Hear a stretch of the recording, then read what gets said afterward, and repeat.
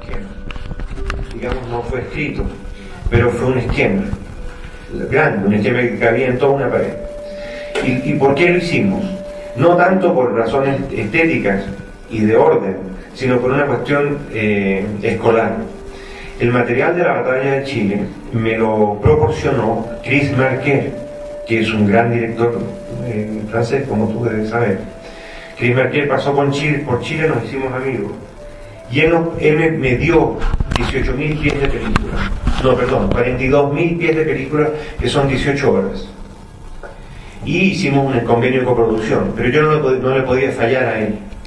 Y yo pensé, si no hacemos un esquema de lo que está pasando, vamos a gastar todos los rollos en 5 semanas y vamos a quedar en el ridículo más total. Entonces yo dije, tenemos que restringirnos, economizar, y para eso entonces hicimos un guión. Y el guión estaba basado en 3 categorías de problemas: económicos, ideológicos y políticos, que en buenas cuentas es un esquema marxista. Y lo hice yo con la ayuda de mi ayudante de dirección, que era mucho mejor que yo, porque era sociólogo y economista y sabía hacer muy bien ese tipo de esquemas. Y lo cumplimos. Digamos, en una pared estaba el esquema y al lado acá lo que habíamos filmado. Y por supuesto el esquema siempre nos superó, porque nunca no pudimos filmarlo entero. Hicimos lo que pudimos. Y yo escribí 5 metodologías de trabajo, creo que 6, antes de empezar a filmar. Metodologías de trabajo escritas, cómo teníamos que filmar. Y si quieres se las cuento, pero es largo. ¿Sí? Mira, algunas las voy a contar. Hay una metodología cronológica, es decir, seguir los acontecimientos tal cual van ocurriendo. Porque la cronología, así como la vida, tienen un plan dramático. Hay un plan dramático invisible en la vida de los países, en la vida tuya, etc., en la vida de un árbol. Bueno, el camino cronológico es el más fácil y el más peligroso, porque puede haber varios meses en que no pase nada y hay una meseta sin acontecimientos y te quedas un poco en el aire. Esa era una metodología. La otra metodología era el diálogo de contrarios. Es decir, a una acción de la derecha, el gobierno de izquierda contestaba con una respuesta. A esa respuesta del gobierno de izquierda, la derecha respondía con otra. Y la izquierda respondía con una quinta, y una sexta, y una octava. Es decir, era un partido de ping-pong permanente entre una clase y otra, entre el gobierno que quería hacer una revolución y los opositores de ese gobierno. Ese era el diálogo de contrario. Si tú filmabas eso, tienes garantizado un montaje eficaz, porque pasas no hay cosa mejor que la dialéctica en un desarrollo dramático. O sea, pasas de una acción de un grupo a la contracción del otro. Es como un partido de tenis y a 4 bandas, porque era muy complejo todo. Después había otra metodología por núcleos. Tú te dabas cuenta que en ese inmenso proceso social, enorme, que abarcaba un país entero, millones de personas en movimiento, tú entrabas a una pequeña fábrica, una fábrica de muebles, por ejemplo, y te dabas cuenta que en esa fábrica se estaba reproduciendo todo lo que se estaba reproduciendo en el país. Todas las luchas y todas las contradicciones pasaban en esa fábrica. Entonces tú decías, bueno, filmemos en una fábrica, nos ahorramos de salir afuera y tenemos la película en la mano. Pero eso es una gran equivocación, porque es como encerrarse en el despacho del presidente y no salir nunca de ahí. Tienes que salir. Pero muchas secuencias de la batalla de Chile son núcleos, son pequeñas fábricas que están en asamblea. Luego, bueno, lo bonito de los núcleos es que nos enseñó a detectar los hechos invisibles. Cuando se produce una huelga o un conflicto social, la calle que hay enfrente de la fábrica es tomada por los obreros. Queman neumáticos o cortan el tráfico, llega la policía, llegan los periodistas, llega la televisión, todo el mundo llega. Es decir, hasta el momento en que toman la calle, el conflicto que originó la toma nadie lo conocía. Es decir, antes de que tomaran la calle, hubo una asamblea, otra asamblea, 4 asambleas, 5 asambleas, 4 discusiones, 7 controversias, adentro de la fábrica, hasta que dijeron, bueno, se acabó el diálogo, se acabó, ya hemos hablado con el patrón, no quiere subir el salario, no quiere formar sindicatos, no quiere modificar el horario, ya no nos queda otra, hay que tomarse la calle, a hacer el escándalo. Y el escándalo es visible, y todo lo que hay para atrás es invisible, no lo filma nadie. Cuando se producen las barricadas, llegan todos los periodistas, todos los canales, todas las radios, y nadie filma la causa de lo que pasó. Y a eso nosotros le llamamos hechos invisibles, que era muy importante porque nadie lo hace. Uno se guía por la realidad exterior, y no por lo que pasa por debajo. A mí una vez Chris Martin me dijo, si tú haces una película del cuerpo de bomberos, no tienes que filmar no el incendio apagado, las cenizas humeantes o los bomberos con las mangueras, no, tú tienes que filmar antes que salga la primera llama. Esta era una metáfora porque no se puede adivinar, a no ser que tú mismo incendies una casa. Pero eso te enseña a decir de que tú tienes que, como documentalista, aproximarte al tema enormemente, meterte dentro del tema, porque eso que decía él se produce. En otras palabras, cuando se produce un meeting y hay un aplauso, hay que filmar el primer aplauso. ¿Me entiendes? Si tú estás muy metido dentro, sabes cuándo se va a producir un aplauso. Entonces es muy bueno ver una gente que está así como ustedes y que de repente empiezan a aplaudir. Ya no vale ya que yo ponga un inserto con el ruido de los aplausos y después el aplauso. O sea, hay que acercarse a los acontecimientos de una manera total. Bueno, para resumirte, hay tres cosas más que te podría decir, pero teníamos métodos, comodines, formas de filmar. También teníamos una gran pasión por el plano secuencia. Queríamos hacer planos secuencia. Queríamos hacer planos largos.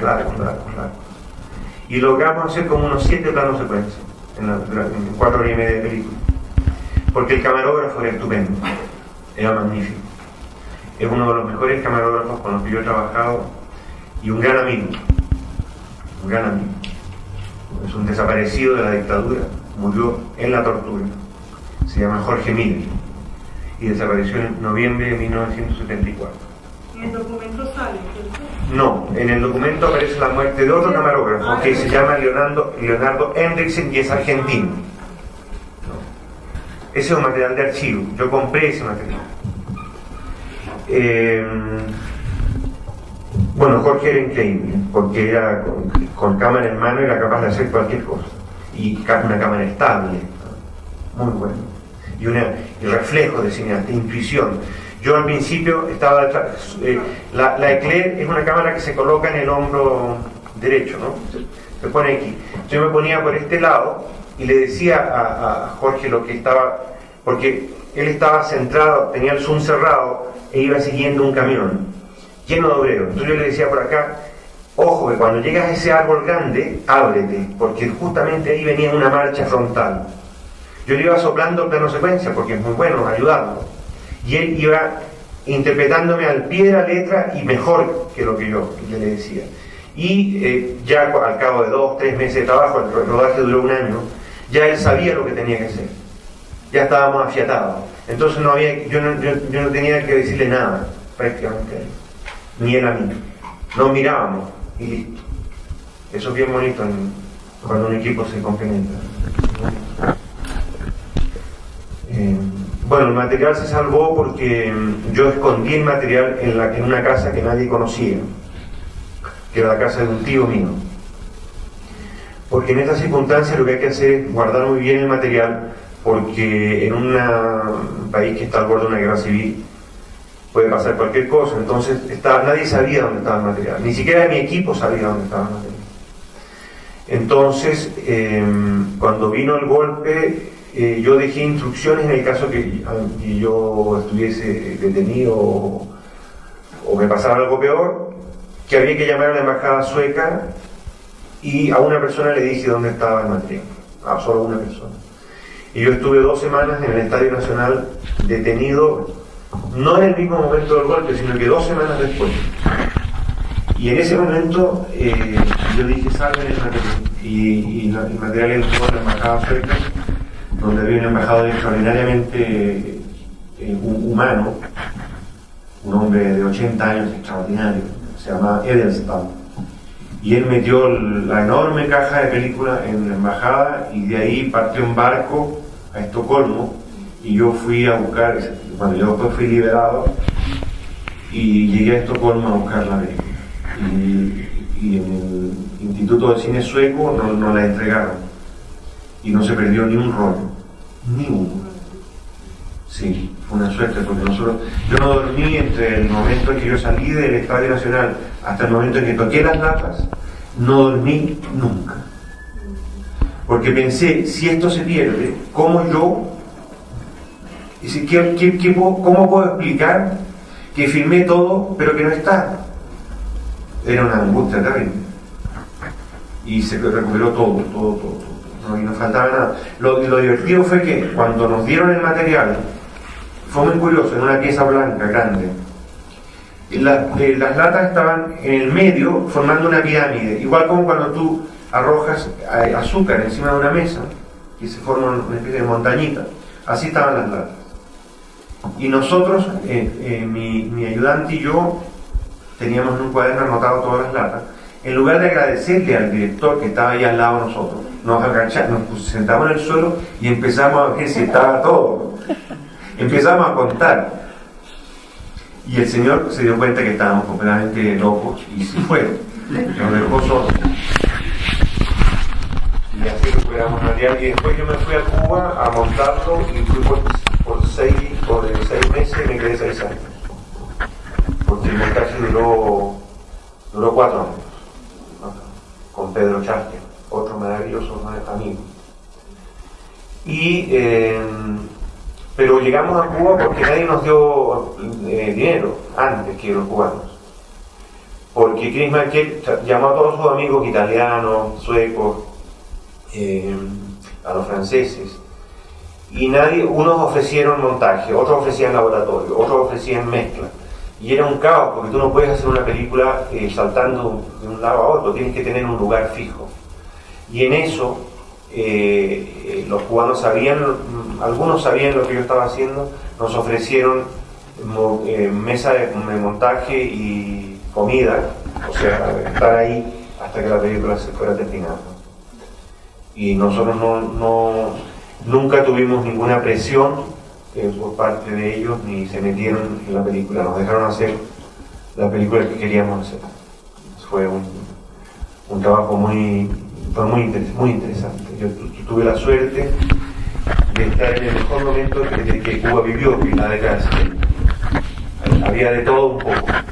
Era antes del Mariel, antes de las otras fugas que hubo, antes de los escándalos, antes de Ochoa, de la guerra de Angola, antes de cuando la revolución todavía tenía, si se puede decir eso, una cierta pureza. Y en ese ICAIC conocí a Julio García Espinosa, que era el gran productor del ICAIC, y ese fue nuestro consejero de montaje, y era un hombre extraordinario, absolutamente. Yo nunca he visto otro productor así. Bueno, he visto otros, pero de otro estilo. Era un hombre que iba sala por sala de montaje, vigilando toda la producción de la productora, porque el ICAIC era una gran productora. Una casa de producción donde había más o menos 6 o 7 largometrajes en montaje, y otros 5 en rodaje, y otros 10 en preparación. Y él dirigía, él hablaba con los directores. Y era un hombre que daba sobre todo libertad y confianza al realizador, que es la clave para que un movimiento cultural funcione. No reprimía, no decía corta esto, quita esto, no, te impulsaba. Y como por suerte la película los copiones, los rayos le gustaron tanto, que disfrutaba mucho cuando llegaba a nuestro cuarto a ver cómo iba. Entonces nos hicimos muy amigos. Sí. Porque hicimos una película sin parar. Después la segunda sin parar. Y ahí eran 2 años y medio. Y tuvimos que descansar. O sea, no podíamos más. Porque estar encerrados, nosotros trabajamos hasta... en un momento yo creo que trabajábamos entre 10 y 12 horas diarias. No teníamos aire acondicionado y teníamos una novela soviética que no te puedes imaginar lo malas que eran. No tienen fijeza de imagen, la imagen está todo el tiempo vibrando y al cabo de estar un día viendo las imágenes así, imagínate. Es una moviola que no tenía marcha atrás. Cuando tú ibas para atrás, te fijabas esas mesas que hay de comedor que tú abres para que cuando hay muchos invitados. Bueno, ahí tú abrías así la moviola y aparecía como una lona, una bolsa de lona. Entonces la película caía hacia esa bolsa, así, ¿no? Entonces como cae así, cuando vas para el otro lado no se enreda, porque si la tocas se enreda, y si se enreda, no te puedes imaginar, se enredan 1000 metros de película. No hay que tocarla, pero de trabajar en esas circunstancias muy lento.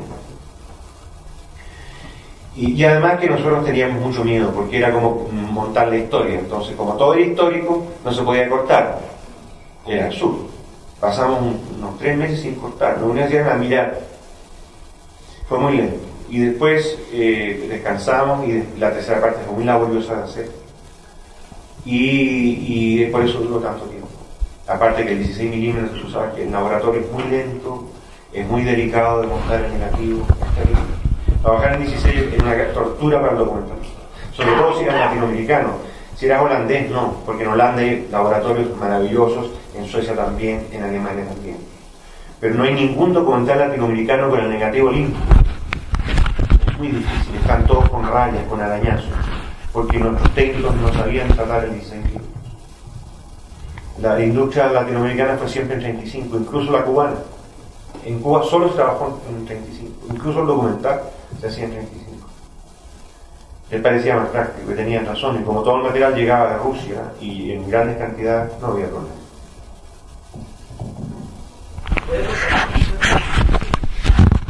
Sí. La vecina que había en el piso superior me delató, porque la denuncia era lo normal, digamos, era el pan de cada día. Ella dijo, no, ahí abajo en esa casa hay mucho movimiento, entran muchos jóvenes, todos tienen barba, todos tienen pelo largo, ahí algo hay. Y efectivamente, entraron 2 policías a la casa y yo había cambiado todo, yo había sacado todos los postes, puse cosas de Walt Disney. Mis hijas eran pequeñitas y una de ellas tenía el pelo muy claro y entonces era como un matrimonio joven perfecto, éramos inocentes. Pero la policía es la policía. Entonces me dijeron, bueno, muy bien, pero acompáñanos un momento al cuartel para tomar algunos datos.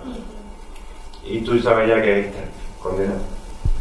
Salimos a la calle y en la calle estaba lleno de gente en el suelo, con los brazos, con las manos aquí y tendidos en el suelo. Igual que en las escenas de guerra de la Segunda Guerra Mundial. Y llegamos al cuartel, que estaba a una cuadra de mi casa, y ahí nos tuvieron unas 12 a 15 horas contra la pared con las manos así y las piernas abiertas. Y regresaron a mi casa y la registraron 5 veces. Y trajeron todas las películas que yo tenía, y todas las revistas, y todo el material de investigación de la batalla de Chile, que eran todas las revistas de izquierda, los ensayos, libros de Marx, de Torquís, todo el mundo. De historia de Cuba, qué sé yo. Entonces dijeron que era un lugar muy peligroso y que yo tenía que irme al Estadio Chile. Y me amenazaron con fusilarme en la mañana siguiente. Y prepararon las armas, hicieron ruido, todo. Y ahí me esposaron y me pusieron tendido en el suelo. Y yo pensé en ese momento que yo me iba a morir. Y al otro día, en vez de llevarnos al patio, éramos 2 personas, sacaron del mismo edificio a otro señor que yo no conocía. Y en vez de llevarnos para adentro, nos sacaron a la calle y nos metieron en un bus militar. Y nos llevaron al Estadio Chile y no sé por qué razón dijeron, no, váyase al Nacional. Parece que estaba muy lleno el estadio. Y otra vez recorrimos la ciudad de madrugada para el otro lado y ahí estuve en el estadio aislado un par de días más, que seguía pesando la posibilidad de fusilamiento, y después me metieron en un camarín normal donde había unas 120 personas en un espacio poco más grande que este escenario. Éramos tantos que no nos podíamos acostar. Digamos que la mitad dormía y los otros estaban parados, después los otros se ponían de pie y los otros dormían. Y ahí estuvimos 2 semanas. Y en la medida en que tú no eras importante, no eras dirigente o militante, yo nunca fui militante, nunca tuve carnet de militante en ningún partido. Entonces yo dije que filmaba para el exterior, que todas las películas se las mandaba a Chris Marker, que era un amigo mío, y que además yo había estudiado cine en España, y como todo el mundo sabe, España estaba gobernada por Franco en esa época. De tal manera que yo era una persona muy poco sospechosa. Entonces me liberaron y ahí tomé mi pasaporte, porque todavía no se conectaba el régimen militar con el registro civil. Era muy poco tiempo. Y yo siempre tuve un pasaporte igual que un turista. Y mis compañeros de la escuela de Madrid me pagaron, hicieron una colecta y me pagaron el pasaje aéreo para llegar a Madrid, porque ellos supieron que yo estaba preso, porque salió en la prensa. Y esa fue una aventura técnica, no te quiero contar las cosas que pasaban adentro, pero eso era una escuela del terror. Digamos, eso estaba hecho para que los que entrasen no se metieran en política nunca más en su vida. Esa era la misión del Estado. Los del Nacional, a los del Chile los mataron, una gran parte. Ahí murió Víctor Jara. Yo estaba con Ángel Parra, en el mismo camarín, que era el otro gran cantante famoso. Y los tipos peligrosos, o que ellos consideraron más peligrosos, los mandaron a Chacabuco, al norte, a un campo de concentración que aparece en la Nostalgia de la Luz. Y ahí estuvieron como 1 año y medio. Y después los soltaron. Bueno, algunos fusilaron y otros soltaron. Y esa es la historia. Excelente equipo de chilenos que hacían un boletín, una especie de resumen de las noticias que pasaban en Chile, y ese resumen lo mandaban por fax a todo el mundo, digamos, a todos los comités pro Chile que había en Europa, en América, en Canadá, en Asia. Y entonces a través de ese boletín nos informábamos de todo lo que de la gente que caía presa, de los que se salvaron, de lo que estaba pasando. Y además había un programa que venía de Radio Moscú que se escuchaba, y ahí tú podías escuchar otras informaciones de lo que pasaba. Era algo muy parecido a lo que pasó con la República Española. Es decir, todo el exilio español tenía radios que sabían lo que estaba pasando en el interior durante años y años.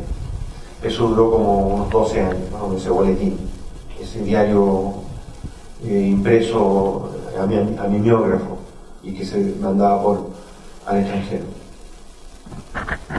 Y las noticias eran terribles, todas eran terribles, porque la mortandad en los primeros 4 años fue total. El Comité Central del Partido Comunista fue exterminado 3 veces. 3 veces fue reemplazado el Comité Central por otro que lo mataron, por otro que mataron y por otro que mataron. Es terrible. El Partido Socialista también. Y después, y el MIR fue exterminado porque, como eran los más jóvenes y los que además estaban con la lucha armada, el MIR fue exterminado de una manera despiadada en el año 74, 75, 76, 77. Ese fue una década de masacre en Chile.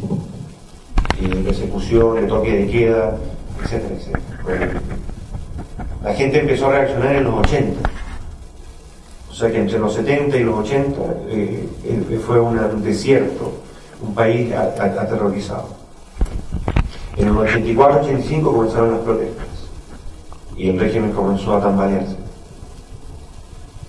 Pero siempre hubo toque de queda hasta el final. Hubo 15 años de toque de queda. O sea, tú tenías que... no podías andar en la calle hasta las 11 de la noche.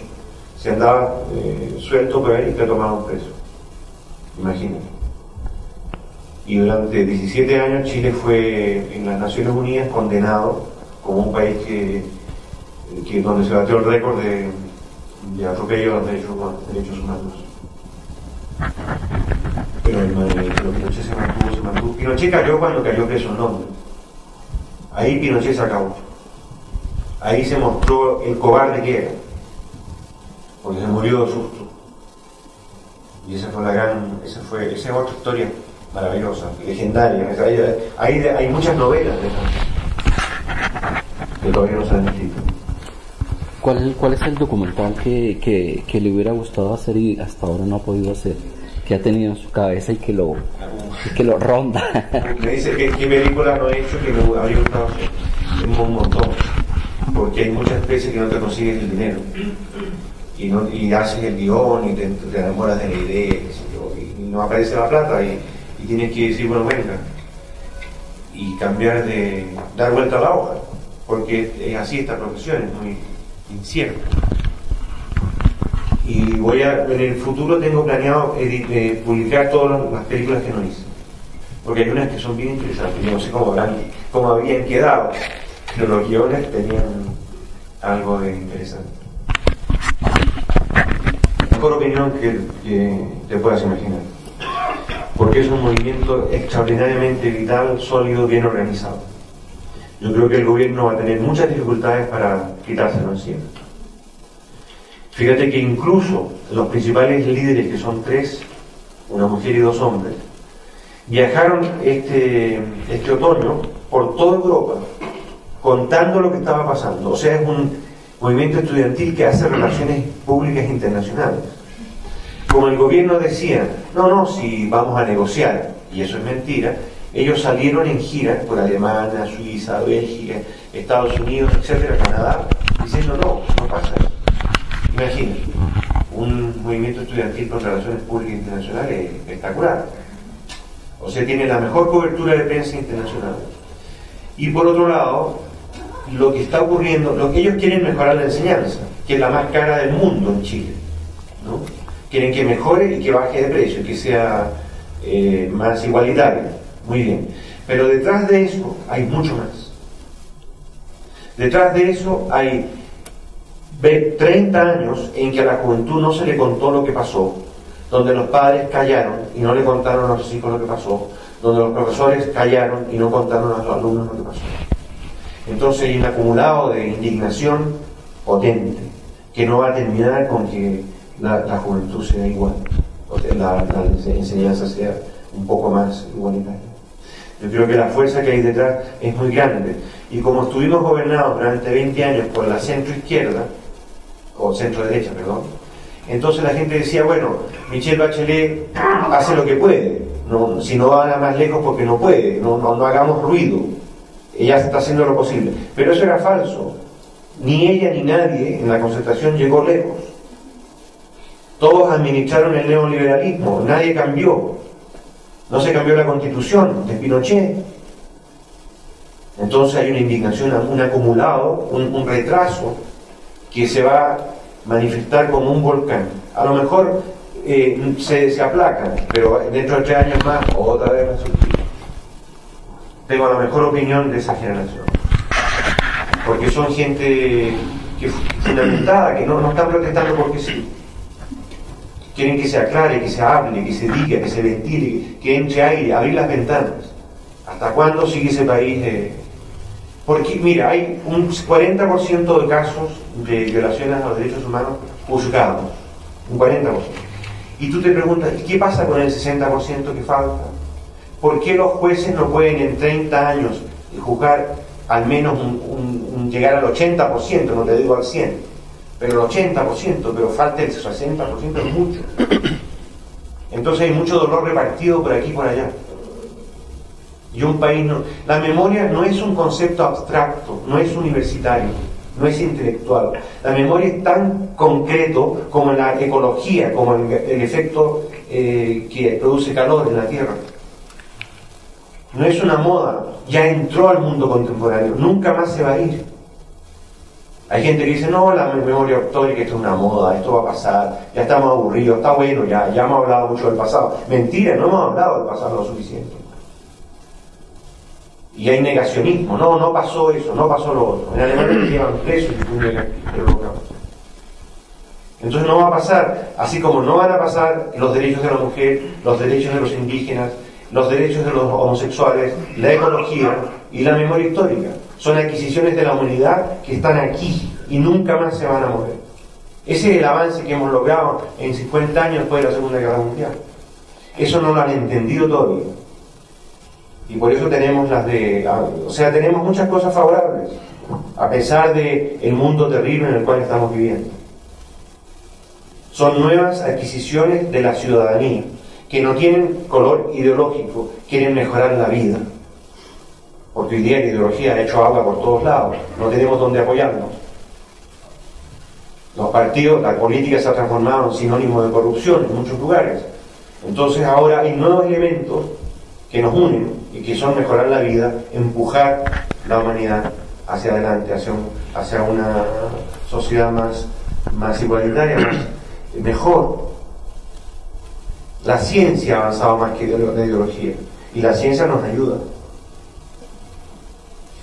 Bueno, te respondí que ya estoy dando el discurso. Yo creo que no.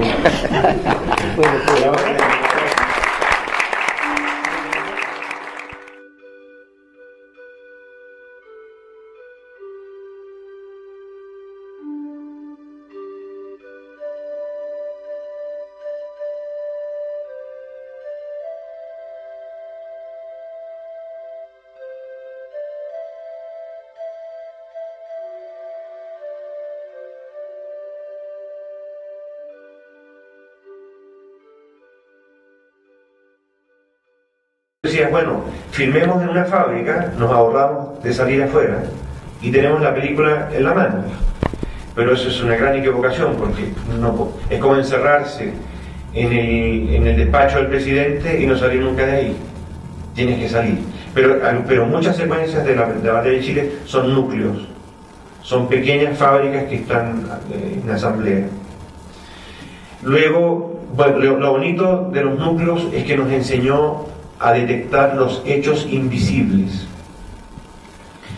Cuando se produce una huelga o un conflicto social, la calle que hay enfrente de la fábrica es tomada por los obreros. Queman neumáticos o cortan el tráfico, llega la policía, llegan los periodismos, llega la televisión, todo el mundo llega. Es decir, hasta el momento en que toman la calle, el conflicto que originó la toma, nadie lo conocía. Es decir, antes de que tomaran la calle, hubo una asamblea, otra asamblea, 4 asambleas, 5 asambleas. Hicimos un convenio de coproducción, pero yo no le podía fallar a él. Y yo pensé, si no hacemos un esquema de lo que está pasando, vamos a gastar todos los rollos en 5 semanas y vamos a quedar en el ridículo más total.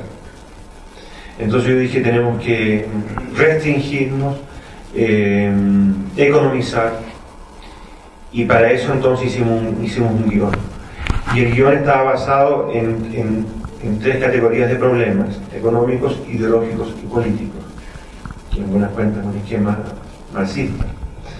Y lo hice yo con la ayuda de mi ayudante de dirección, que era mucho mejor que yo, porque era sociólogo y economista y sabía hacer muy bien ese tipo de esquemas.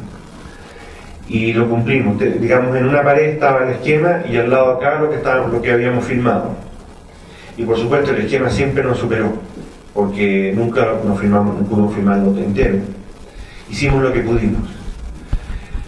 Y yo escribí 5 metodologías de trabajo. La izquierda respondía con una quinta y una sexta y una octava. Es decir, era un partido de ping-pong permanente entre una clase y otra, entre el gobierno que quería hacer una revolución y los opositores de ese gobierno. Ese era el diálogo de contrario. Si tú filmabas eso, tienes garantizado un montaje eficaz, porque pasas no hay cosa mejor que la dialéctica en un desarrollo dramático. O sea, pasas de una acción de un grupo a la contracción del otro. Es como un partido de tenis y a 4 bandas, porque era muy complejo todo. Después había otra metodología por núcleos. Tú te dabas cuenta que en ese inmenso proceso social enorme que abarcaba un país entero, millones de personas en movimiento, tú entrabas a una pequeña fábrica, una fábrica de muebles, por ejemplo, y te dabas cuenta que en esa fábrica se estaba reproduciendo todo lo que se estaba reproduciendo en el país. Todas las luchas y todas las contradicciones pasaban en esa fábrica. Entonces tú